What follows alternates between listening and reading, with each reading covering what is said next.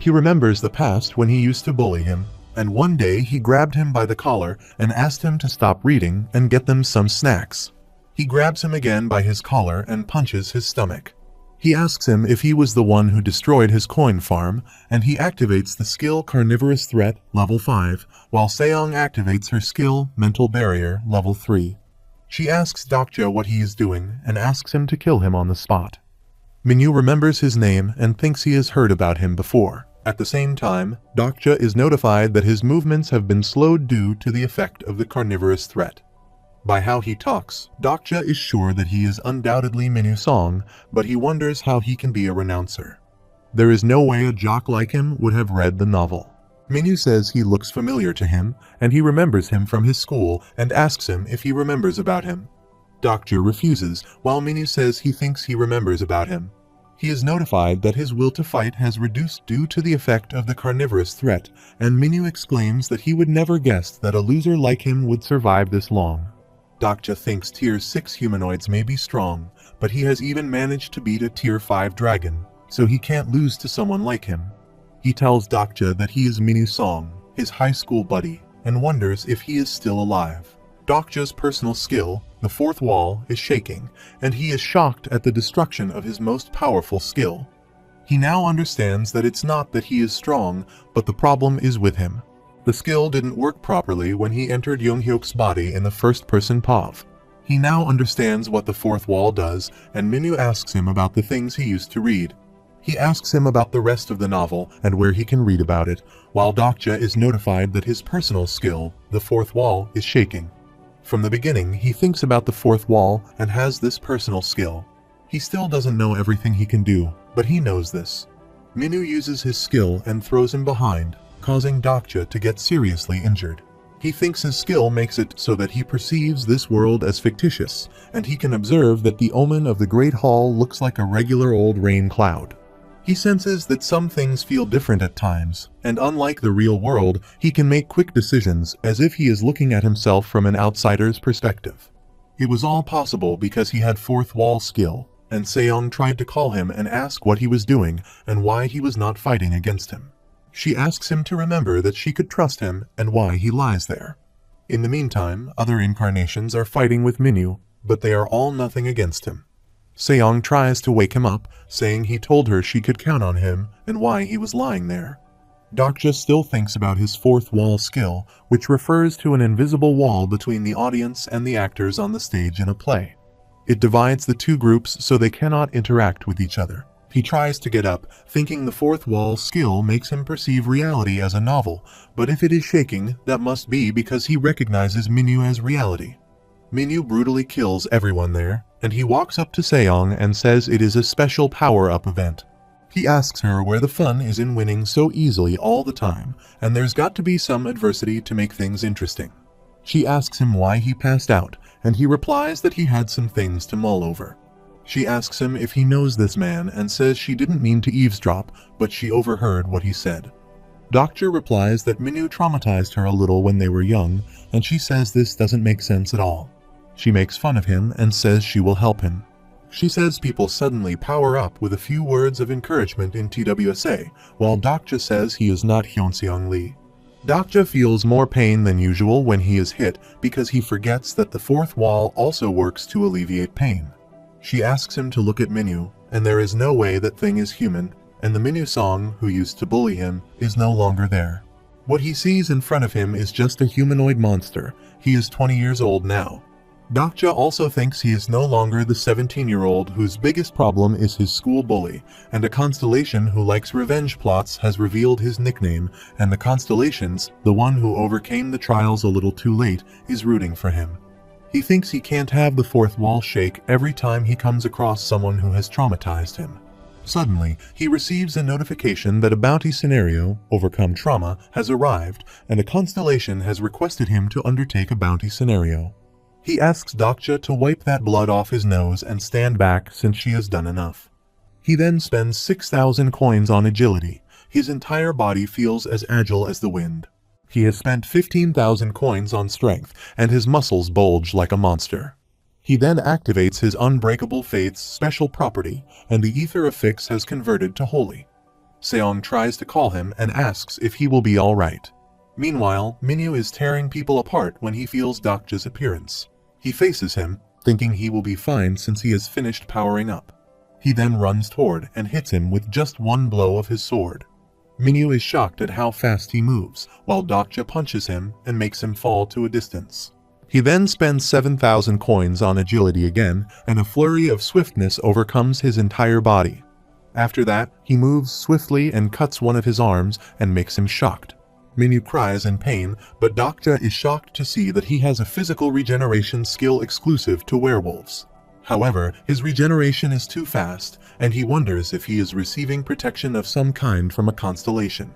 He thinks this is even better for him because the goal of the bounty scenario isn't to kill him, but to overcome his trauma. The constellation, who overcame the trials a little too late, is focused on his next move. Dokja thinks the constellations won't be happy if it were that easy, so he spends 8,000 coins on strength. He has garnered the giant's interest with his strength, and his overall stats have neared the limit set for the scenario. He calls Minyu and says he didn't get to greet him properly earlier and jumps toward him to punch him. He then jumps from his place, punches his face with his full might, and throws him away to the ground. He has been injured badly, and Dokja says he should have apologized to him when he asked if he had any conscience. He punches him again and says he is glad to see him, but he is shocked to see him transforming into human form again. As soon as Dokja looks into his eyes, his personal skill, the fourth wall, starts shaking again. He thinks Seong was right that there is no such thing as a bit of trauma. He is definitely stronger than him now, but his fists are shaking, and he tries to attack him again, but this time he is not that powerful. Minyu calls him and says he used to be a loser who read fantasy novels all day long, and Dokja says that loser is all grown up. However, he doesn't seem to have matured since then, while Dokja thinks he was helpless and weak back then.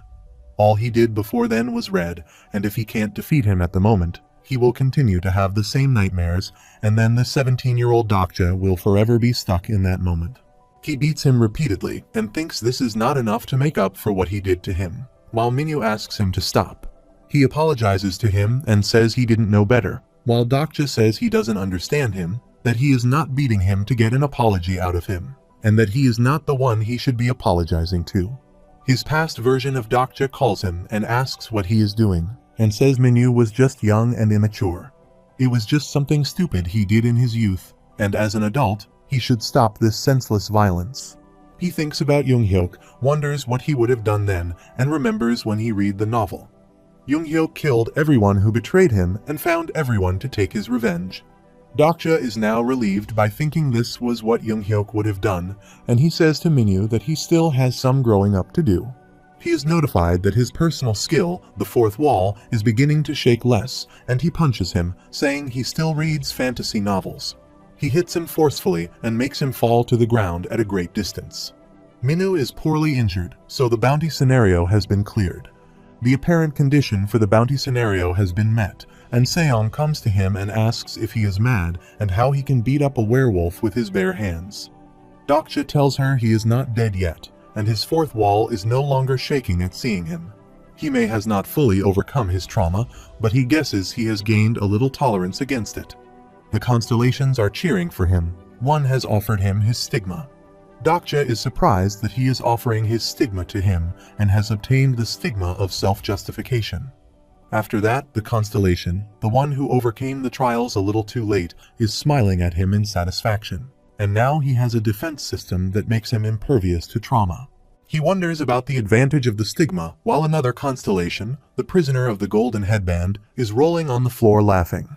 Meanwhile, Seong calls him and asks him to kill Minyu, and he wonders if he should kill him. It won't break any rules since it's not even human, and the constellation in Dokibai's channel will love it if he does this. He is notified that many constellation wants to see him take revenge. He changes his mind and asks Seon to go from there, while many constellations are disappointed by his hypocrisy. Theon asks him if he will not kill him since he probably has a lot of coins, and she asks him permission to kill him by herself. He allows her and says she will regret it though, and she is confused for a while by what he says. She then decides to kill him for the coins and stabs the sword in his body badly. Suddenly, she receives many notifications and wonders what is happening to her. She is notified that the Demon King, the Discord Architect, has noted his presence because he killed the Tier 6 humanoid demon, Werewolf Minu Song. The Demon King, the Architect of Discord, will remember the incarnation who delivered the final blow. The Demon King, the Architect of Discord, will send its subjects out to search for the incarnation who had the final blow. Seong is shocked to see the final blow Seong Han, and Dokja laughs and says he already told her that she would regret it. After some time, she is angry at him and abuses him, and asks him how he can do this to her. Dokja thinks the constellations aren't the only powerful beings on the star stream, but there are powerful beings who have refused to become constellations and wander the scenarios. That powerful being is called the Demon King, and just as the constellations have their incarnations, Demon Kings seek subjects, usually those who have become humanoid demons or devil-type monsters. It is revealed that Andras, the Architect of Discord, is a Demon King in the lower ranks of the 72 Demon Kings, and wolves represent him. Dokja asks her not to worry and says he knew someone who a Demon King like her cursed, but he didn't die right away. He remembers Mr. Han, who was cursed by the Demon King, the god of wrath and lust, and he consolers her saying the Architect of Discord isn't even ranked that high. Being cursed by a Demon King will get her a lot of donations by gaining favors of absolute good alignment. She states that the constellation she is after isn't on good terms with them, and he asks her if she is trying to become the subject of a Demon King. Dokja notices something and asks her what constellation she is after, which means she doesn't have a supporting constellation yet. It is revealed that it's better to hold off choosing a supporting constellation for as long as possible. There are plenty of great constellations, and it's possible they could come across even better ones depending on their activity. However, Dokja doesn't expect someone as strong as Seong not to have one, and she replies that she just hasn't chosen yet. She exclaims that she has only gotten one shot at it, and asks him why she should be so hasty to decide on her first regression. Dokja asks her who she is going to choose, or if she has anyone specific in mind, and she replies that he will be shocked if he knows, and they have even shown interest in him. He wonders if she is after the Great Sage, but she asks him if he knows about a constellation named the Abyssal Black Flame Dragon. Dokja is shocked to hear this, and is notified that the constellation is watching him. He wishes her good luck and says he would make a great supporting constellation, and is informed that the constellation is disappointed in him. She then asks him about the constellation that makes him so high and mighty. However, they reach a place that seems to be the werewolf's headquarters. It looks like someone has already been through there. He is notified that the fourth wall skill has nullified his emotional shock, and he thinks there are a few ways for humans to transform into a humanoid demon, and one way is cannibalism. These types of beasts feed on other humans, and most humanoid demons accidentally become one while scavenging for food. Once they transform, they no longer hesitate to kill other humans. He observes that this kind of thing makes Seong angry too, and she is surprised that he can't feel anything after seeing all this. Dokja tells her about other prophets. They told him about her objective to take over the world with the information she had. She doesn't confess this and says this is absurd, as when people called her out as a plagiarist. Her first goal was to stop the world from ending, and she gathered all the disciples because they were greedy. Suddenly, they heard a noise from the side, a gunshot's voice. They run toward the side while he thinks the military has already died out, but someone is still left. When they reach the place, they are shocked to see that there are many werewolf carcasses burnt to a crisp. Dokja sees many elemental bullets infused with holy properties there, and there is a group of people having bullets in their hands. Seong tells him they are a group like his and have a female leader who acts like a renouncer, but nothing comes up on the profile when she checks. She tells him that they are also wanderers and have become the most substantial group.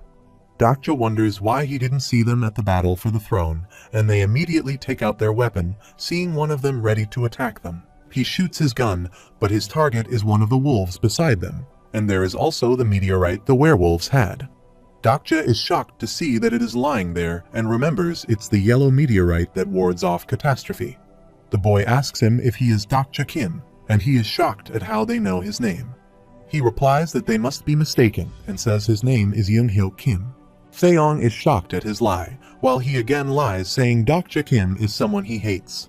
He asks Seong to tell that renouncer she should not mess with him and asks her to just say from now on. The boy says lying is pointless because they already know he is Dokja Kim. Seong confirms that the person is telling the truth, and the boy reveals that their king has said that they will entrust him with the meteorite. Dokja is shocked that they know him and now want him to give them the meteorite. He asks them about their identity, and the boy recipes that they are the subjects of the king of the wanderers. He asks if the girl with the flag is their king, but she doesn't seem to have a flag. He replies that their king doesn't care for such trivial things and gives him his king's message that they will deal with the catastrophe in the north, and he has to deal with the remaining 4 catastrophes. They are about to leave when Dokja asks them to wait, while Seong asks where they are going and asks them to explain themselves. But they don't listen to them, and she asks Dokja if he knows their king, but he doesn't. He tries to check her character profile, but she doesn't seem to have a registered account, and he thinks to update his attribute window. After updation, new characters have been added, and he checks the character profile of the boy Yongren, and Dokja finds out that he is Josian's top spiritualist. He didn't know that there was an incarnation who had Jianuchi as their supporting constellation, and he was notified that Josian's top spiritualist was watching him warily. He thinks he may not be as powerful as a judge, but she even has the enforcer class, which is almost as good. He wonders how powerful the king is if her subject is at this level, and he tries to check her character profile. The girl stops and stares at him, and he receives a notification that this character's information cannot be viewed using a character profile. He is shocked that she doesn't have a registered character profile, and he can't find any information about her. Dokja seems shocked while thinking about something, and Seong asks him about what he is thinking about, and he replies that there is nothing with him. He believes this was more shocking than when he saw Minu Song. There is only one person who has traumatized him more than him, and he feels his body shaking even with the 4th wall skill. He seemed to know the girl, and he didn't realize she was in Seoul. Meanwhile, some people come out of a building, and they seem survivors, and Dokja guesses that they helped the people who were captured by the werewolves. He remembers her from earlier, and thinks he almost forgot for a moment that she didn't need the flag or be on a throne to be a king. After some time, he touches the moonstone. That's what the meteorite is called, and it was once an asteroid that used to orbit the stars of other dimensions. He observes the surge of mana on his hands just from touching it, and the glimmering light that is coming from within. It's just the same as he read in the novel, and this yellow meteorite holds the power to counter the oncoming catastrophe. He is notified that the moonstone offers him to evolve to the next level, but he refuses. He knows that he will grow into a werewolf if he accepts its power, but there is more to the meteorite than this. He is again notified that the moonstone feels a mysterious bond to him. Seong comes to him and asks if he found something, and he guesses that she is trying to work the angles for their donations now that a demon king has hunted her. He appreciates her avatar's skill, and she asks him when he will tell her about the thing from earlier. She exclaims that she knows nothing about these 2 renouncers, and they are connected somehow, and Dokja replies that she is probably someone he knows. She is surprised that he knows the King of Wanderers, and says she is not a renouncer and probably hasn't even read the novel. Seong asks how she knows what happens there, and Dokja replies he told her by himself. She is surprised and asks how he told someone this boring story, and he replies that he needed something to talk about when he was with her. He couldn't think of any other topic of conversation then, and Seong asked if they should do something about them since others besides them knew the future. Dokja replies that he is going to awaken the moonstone first, and she asks him why he will awaken a catastrophe. He tells her that he will infuse meteorite with his mana, which should be done in 10 hours according to his calculation, 4 hours from him and 6 hours from her. She asks him why she has to do it for 6 hours, and Dokja says her mana level is higher than her and asks about her current mana stat. He needs to know this to clear the scenarios, and she replies that she is at level 55. Dokja is shocked because he suspected it would be at least 40 from the number of avatars she had, but he didn't expect it to be that high. He thinks she must have spent all her coins on mana instead of stamina or strength, and he makes a new plan. He will go for 2 hours, and she will go for 8 hours. She tries to resist, saying she is almost out of mana right now, and he gives her some potions to drink. She takes the potion and says his supporting constellation must be quite a big spender. Dokja replies that he paid for it himself, and she asks him if it is okay for them to do this when the main scenario hasn't even begun yet, but this doesn't matter to him.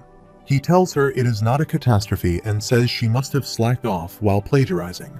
He asks her to remember what comes out of this meteorite after the scenario begins, and she starts reading the novel and is shocked to see something. Dokja starts using his mana to break the moonstone.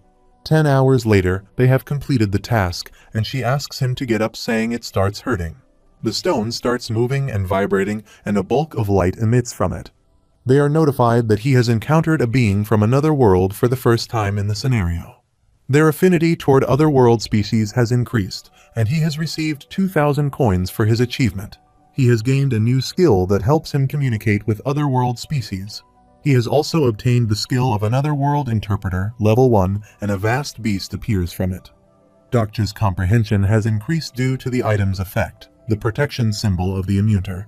He starts auto-translation to understand the beast's language and asks if it is time to wake him up. Dokja is shocked to see a colossal stature of over 3 meters. The ruling species of Kronos is a world where one transforms at night, drawing the power of the moonstone. The wolf exclaims that he is one of Kronos' 5 ruling species and the excellent first wolf. They are warriors of the wind who possess monstrous strength and stamina. In Kronos, they are called the first wolf immunter. Dokja checks its character profile. Its name is Lycaon, and he is around 371 years old. It is revealed that the 5th scenario features 5 catastrophes and 5 scenario guides that lend the strength to stop the disaster. One of those guides is Lycaon, and he asks them if they have awakened him. He congratulates them on completing the tutorial scenario and calls them the warriors of the other world. Dokja thinks everyone knows that every scenario counts as much as the other, and Lycaon apologizes to him, saying his world has come to give with a catastrophe. He asks them not to be scared because he is the guide who will help them stop the world from ending, train them for the coming catastrophe, and teach them all they need to know. He asks them if they are the only ones who have awakened him, and he finds it strange and asks if they haven't cleared the 4th scenario. He states that if they completed it correctly, all the guides, including himself, should have hatched at the exact location of the ruler's throne's owner. Dokja thinks Lycaon and the other guides were meant to gather at the ruler's throne once someone claimed it and told him they don't have a king. Lycaon asks if their king has died, but there shouldn't be anyone powerful enough to kill the one on the ruler's throne. Dokja tells him that no one has claimed the throne, and they completed the 4th scenario without obtaining the ruler's throne. Lycaon gets angry about this and says he is lying to him, and Dokja tells him there is also a way to destroy the throne. He then notices something in Dokja and asks if he has summoned all the constellations before.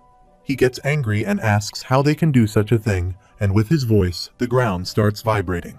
Seong doesn't understand their conversation and asks if he said something to be so mad about, and Lycaon asks him if the great god protects no one there. He shouts loudly and asks how the constellations of the star stream have forsaken Kronos, saying that the world is over now. He says the humans must be no more intelligent than a mere kobold and asks him if he knows what he has done. Dokja thinks this is their true nature, and these guides act as if they were sent over to help them, but they have an ulterior motive. Dokja calls him Lycaon Isparang, the prince of the immunter, and says it's too early to give up. He calls him a foolish human and asks him to show his respect for the great species of immunter, and he doesn't seem to know the weight of his actions. Dokja asks him if he has lost his senses when his home is destroyed. He tells him that the immunter were the ruling species of Kronos, not Earth. The catastrophes destroyed his world, and the dragon destroyed the southern part of Kronos, where he is from. He tells him about fire dragon Ignir, and he talks about the catastrophe from the flaming depths of hell. He says it is the creature that destroyed his world. Lycaon seems angry and says he seems to be taking this too lightly, and he will regret his words, and his body will soon be riding in the flames of hell. Dokja says he doesn't need to worry because Ignir won't be coming to their world. He makes him shocked by saying he has already killed it, so there will be no fires of hell there in this world. Lycaon remembers the time when his world was destroyed, and he cried for his people. Seong says the fire dragon he killed is one of the 5 catastrophes, even though it was a minor one. Now they only have to stop 4 catastrophes in the 5th scenario. She doesn't understand because he killed a lesser dragon. Then how does it count as one of the catastrophes if it's not even real? Dokja tells her that anything hatched by the meteorites counts as a catastrophe. If that thing came out instead of Ignir, it won't appear in this scenario. Ignir wasn't in the original novel either. He explains that they are only at the 5th scenario and that they are supposed to beat it if something like that suddenly appears. She then asks him about the protection symbol that he got after killing the fire dragon. He showed this item to Lycion, who was shocked to see it and asked where he got it. He received the protection symbol of Immunter for defeating the fire dragon at Anguk Station. He almost died then, but things turned out for the better. He calls him Lycion the Immunter and asks him to pay his respect before the symbol of protection. Lycion bows before him angrily, but Dokja asks him to pay his respect properly. He then bows before him properly, calls Dokja the Great Dragon Hunter, and asks him if he may have the honor of knowing his name. Dokja tells him his name and thinks it's so lame. Seong guesses catastrophes aren't a big deal, and she was a little scared of how horrifying it sounded in TWSA, but the rest shouldn't be a problem if even he can kill them.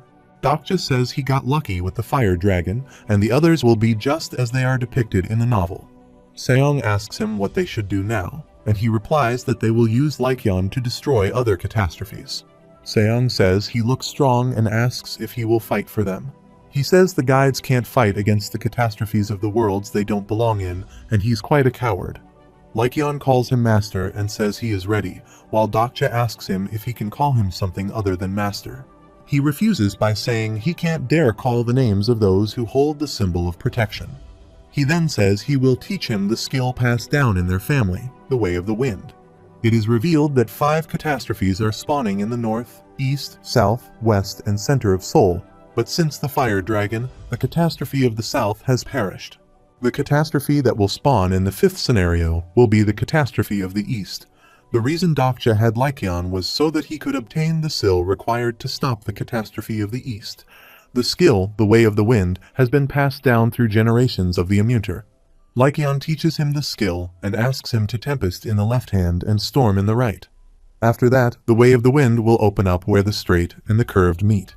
He follows the same rules as Junghyuk did in TWSA, and Lycion apologizes to inform him that he hasn't got what it takes to learn the skill, the Way of the Wind. In short, he humiliates him, saying he doesn't have the talent to learn any skill, and Dokja knows that it is a skill that is essential in stopping the 5th catastrophe. He asks him why he can't do this, while Seong laughs at him loudly and makes his fun. She calls him and says he is hopeless, and he has been at this for 2 days, and it's about time he should give up. Dokja is shocked and thinks Junghyuk mastered this skill in 5 minutes, but he is not the main character. She asks him if he has been fooling himself into thinking he is Junghyuk since he has done well lately. He tries to do this again and follows Lycion's instructions with Tempest in the left hand and Storm in the right. He then calls these lines as a metaphor, and Lycion says he has to do as he has said. Dokja is getting angry and thinks all the instructions in TWSA are written in gibberish like this, and he asks Lycion to try another skill, saying one wind meets the other to form Tijuk, and again the wind meets the other to form Yin and Yang. Lycion surprisingly asks him how he made such profound interpretations, and he shows him the trick. He joins one wind meets the other to form Tijuk, and again the wind meets the other to form Yin and Yang. Dokja is shocked that he follows his instructions and shows him a new skill, while Seong still laughs at him. He changes its phrases and says the 4 winds meet to form a fortification and meet again in the shape of a trigram. He asks him to make it so that the wind is everywhere and nowhere. He thinks Lycion can't do this, so he calls and bows before him, saying he thanks him from the bottom of his heart. He is notified that the Tier 5 humanoid demon, Lycion, Prince of the Immunter, has had an epiphany, and he is grateful to him for this. He has been gifted 2,000 coins for this, and the constellations are amazed to see his pathetic behavior. Suddenly, Dokibai appears behind him and asks why he destroyed the throne and calls him an idiot. They have met after a long time, and he asks him how he has been all the time, and Dokja asks him about the mid-level Dokibai. He observes that Seong can't see him, which means he is only visible to him, and Dokibai tells him that he won't see the mid-level Dokibai for a while since he was disciplined. He won't be able to come back until the 5th scenario starts for real, and Dokja knew that it would happen with him wreaking havoc like that.